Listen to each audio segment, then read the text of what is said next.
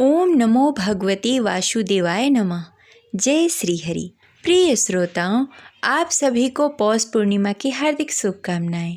आप सभी पर भगवान विष्णु और माता लक्ष्मी की कृपा सदा सर्वदा बनी रहे। आज पौष पूर्णिमा के शुभ अवसर पर चलिए सुनते हैं पौष पूर्णिमा व्रत कथा। तो प्रेम से बोलिए लक्ष्मी नारायण की जय। जय श्री हरि।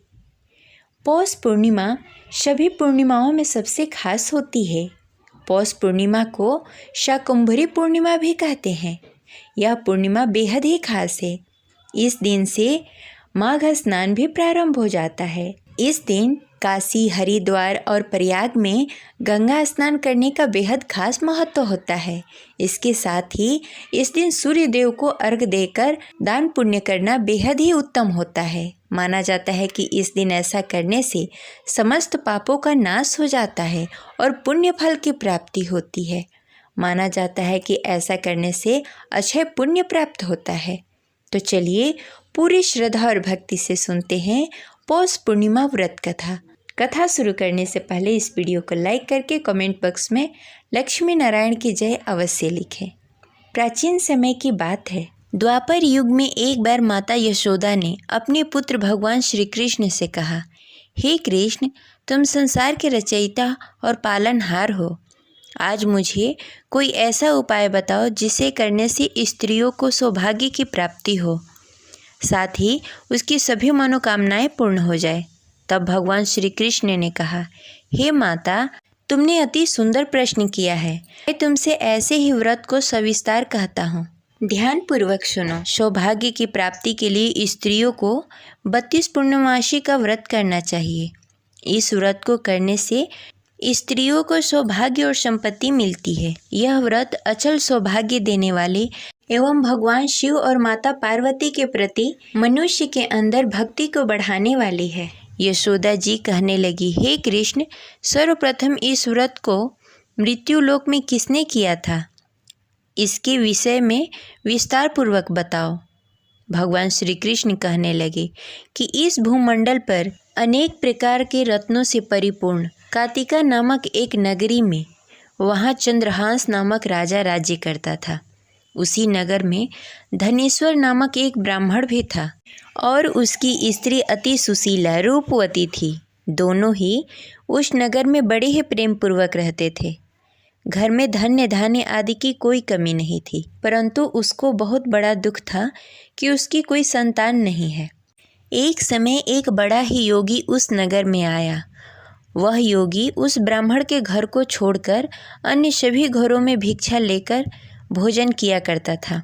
वह रूपवती से कभी भिक्षा नहीं लेता था। एक दिन वह योगी रूपवती से भिक्षा न लेकर किसी अन्य घर में भिक्षा लेकर गंगा किनारे जाकर भिक्षुक को प्रेम पूर्वक ग्रहण करने लगा कि धनेश्वर ने योगी का यह सब कार्य देख लिया। अपनी भिक्षा के अनादर से दुखी होकर धनेश्वर ने योगी से बोला, हे महात्मा, आप सब घरों में भिक्षा लेते हैं, परंतु आप मेरे घर में कभी भिक्षा नहीं लेते। इसका क्या कारण है? योगी ने कहा, निसंतान के घर से भिक्षा लेकर पतितों के अन्न से तुल्य होती है, और जो पतितों का अन्न खाता है वह भी पतित हो जाता है। क्योंकि तुम निसंतान हो, इसलिए पतित हो जाने के भय से मैं तुम्हारे घर से भिक्षा नहीं लेता। धनेश्वर योगी की यह बात सुनकर बहुत दुखी हुआ और हाथ जोड़कर योगी के पैरों में गिर गया और कहने लगा, हे महाराज, यदि ऐसा है तो आप पुत्र प्राप्ति का उपाय बताएं। आप सर्वज्ञानी हैं, मुझ पर कृपा करें। हे भगवान, मेरे घर में धन धान्य की कोई कमी नहीं, परंतु मैं पुत्र न होने के कारण अत्यंत दुखी रहता हूँ। आप मेरी इस दुख का हरण करें, आप समर्थवान हैं। यह सुनकर योगी कहने लगे, हे ब्राह्मण, तुम चंडी की आराधना करो। घर आकर उसने अपनी पत्नी से सब वृत्तांत कहा और स्वयं तप करने के लिए वन में चला गया। वन में जाकर उसने चंडी की उपासना की और उपवास किए। चंडी ने 16वें दिन उसको स्वप्न में दर्शन दिया और कहा, हे धनेश्वर, जा, तेरे घर में पुत्र होगा, परंतु वह 16 वर्ष की आयु में मृत्यु को प्राप्त हो जाएगा। यदि तुम दोनों पति पत्नी 32 पूर्णमासी का व्रत विधि विधान पूर्वक करोगे तो वह दीर्घायु हो जाएगा। जितनी तुम्हारी सामर्थ्य हो आटे के दिए बनाकर शिव जी भगवान का पूजन करना, परंतु पूर्णमासी का व्रत 32 होने चाहिए। प्रातःकाल होने पर इस स्थान के समीप तुम्हें एक आम का वृक्ष दिखाई देगा। उस पर चढ़कर एक फल तोड़कर शीघ्र ही अपने घर चले जाना और अपनी पत्नी से सब वेदांत कहना। ऋतु स्नान के पश्चात वह स्वच्छ होकर श्री शंकर भगवान का ध्यान करके उस फल को खा लेगी। भगवान शिव की कृपा से उसे गर्भ हो जाएगा। जब वो ब्राह्मण प्रातःकाल उठा, उस स्थान पर एक वृक्ष उगा हुआ था जिस पर एक अत्यंत सुंदर आम का फल लगा हुआ था। उस ब्राह्मण ने उस आम के वृक्ष पर चढ़कर फल को तोड़ने का प्रयत्न किया, परंतु वृक्ष पर कई बार प्रयत्न करने पर भी वह चढ़ नहीं पाया। तब वह ब्राह्मण को बहुत चिंता हुई। तब विघ्न विनाशक श्री गणेश भगवान की वंदना करने लगा। हे दयानिधि, अपने भक्तों को विघ्नों का नाश करके उसके मंगल कार्य को करने वाले, दुखों का नाश करने वाले, रिद्धि सिद्धि प्रदान करने वाले, आप मुझ पर कृपा करके इतना बल दें कि मैं अपने मनोरथ को पूरा कर सकूं। इस प्रकार गणेश जी की प्रार्थना करने पर उसकी कृपा से धनेश्वर वृक्ष पर चढ़ गया और उसने सुंदर आम का फल तोड़ लिया। और धनेश्वर ने सोचा जो वरदान से फल मिला था वो यही है और कोई फल दिखाई नहीं दे रहा। उस धनेश्वर ब्राह्मण ने जल्दी से घर जाकर अपनी पत्नी को वह फल दे दिया और उसकी पत्नी ने अपने पति के कहे अनुसार उस फल को खा लिया और गर्भवती हो गई। देवी जी की असीम कृपा से उसे एक अत्यंत सुंदर पुत्र प्राप्त हुआ जिसका नाम उन्होंने देवीदास रखा। माता पिता के हर्ष और शोक के साथ वह बालक शुक्ल पक्ष की चंद्रमा के भांति अपने पिता के घर में बड़ा होने लगा। वह बालक अति सुंदर, विद्वान और बहुत ही पढ़ने में निपुण हो गया। दुर्गा जी के आज्ञानुसार उसको 32 पूर्णमासी का व्रत रखना आरंभ कर दिया जिससे उसका पुत्र बड़ी आयु वाला हो जाए। 16वां साल लगते ही देवीदास के माता पिता को बड़ी ही चिंता हो गई कि उसके पुत्र की इस वर्ष मृत्यु न हो जाए। इसलिए उन्होंने अपने मन में विचार किया कि यदि यह दुर्घटना उसके सामने हो गई तो वो कैसे सहन कर पाएंगे। इसलिए उन्होंने देवीदास के मामा को बुलाया और कहा, हमारी एक बहुत बड़ी इच्छा है कि देवीदास 1 साल के लिए काशी में जाकर विद्या अध्ययन करे और उसको अकेला भी नहीं छोड़ना चाहिए, इसलिए साथ में तुम चले जाओ और 1 वर्ष के पश्चात उसको वापस लेकर आना। सब प्रबंध करने के पश्चात उसके माता पिता ने काशी जाने के लिए देवीदास को एक घोड़े पर बैठाकर उसके मामा के साथ भेज दिया, परंतु यह बात उसके मामा या किसी और को नहीं बताई। धनेश्वर तथा उसकी पत्नी ने अपने पुत्र के मंगल कामना तथा दीर्घायु के लिए भगवती दुर्गा की आराधना करना शुरू कर दिया। पूर्णमासी का व्रत करना आरंभ कर दिया। इस प्रकार बराबर 32 पूर्णमासी व्रत किया। उन्होंने पूरी श्रद्धा और भक्ति के साथ पूरा व्रत कर लिया। कुछ समय पश्चात एक दिन वह मामा और भांजा रात बिताने के लिए किसी गांव में ठहरे हुए थे।